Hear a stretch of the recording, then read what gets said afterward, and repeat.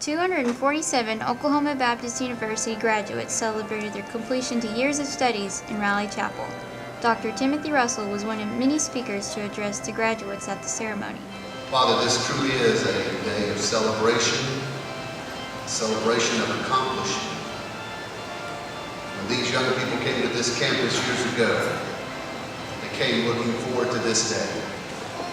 While we honor our graduates, we also want to pay tribute to those special people who have supported, encouraged, and prayed for these students through their educational pilgrimage. I've always known that our class possessed a certain uniqueness. Our class is different. And I know, and I don't have a doubt in my mind, that we'll make a difference.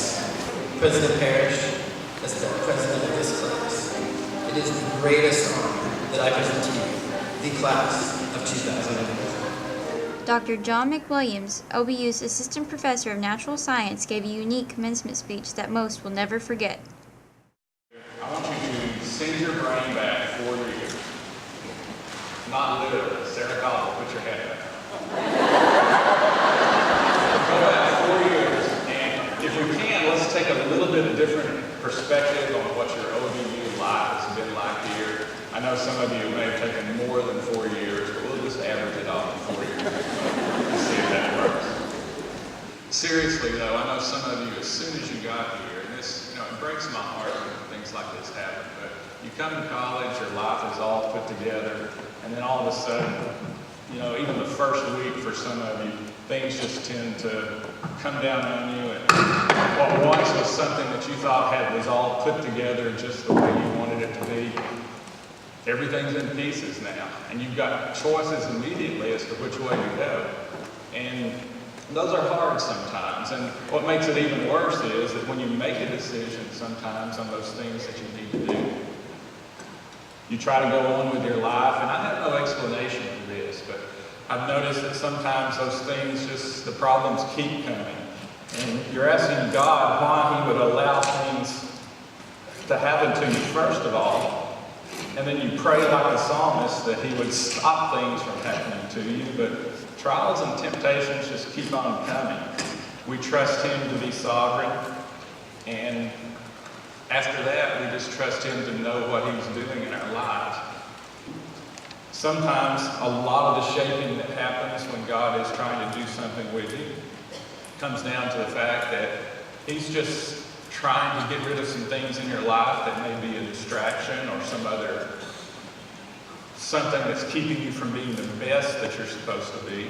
We may not realize it when He's trying to do it, but a lot of those little sins and bad habits that we bring to the table sometimes, God tries to get rid of those because in His plan, those don't exactly fit in with the type of design that He sees as a master sculpture in your life.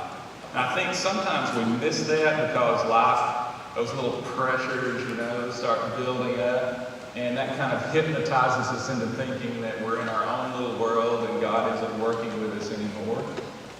And then, to make it worse, you have to take college courses and actually do work, writing papers and things like that, going to science labs, and I don't even want to do science when I get older. But even on those days, I think God uses most of the time, not the big incidents, not the big things, where He shapes you in mighty ways, but it's those little day-by-day things where it's a bit boring.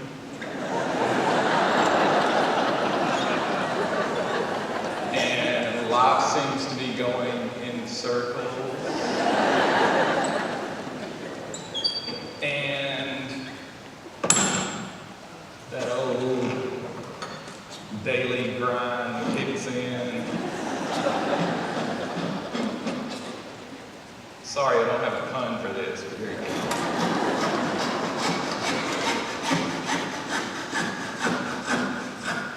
This could really be a memorable commencement if I cut my thumb off. Ephesians 2:10, tells us that we are God's workmanship. From the very beginning, Psalms tells us that He was knitting us together, and not just stopping then, but after we're born, He takes you all the way through college, It was his design for you to be at OBU. He has designs for you from here on out, because in Philippians 1:6, he continues and tells us that he won't quit working with you until he's actually finished working with you. And that's going to happen all your life. So if you take nothing else from this, just remember, and my prayer for you as OBU graduates is that God actually can make a tool from you that he can use for his purposes for the rest of eternity. So live long and prosper, class of 2008. Congratulations to OBU's Spring 2008 graduating class. Reporting for NewsStar.com, I'm Brandy Brackett.